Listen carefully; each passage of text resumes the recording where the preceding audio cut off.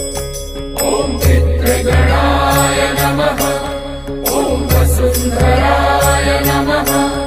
ॐ पितृभ्यो नमः। ॐ पितृवंशाय नमः।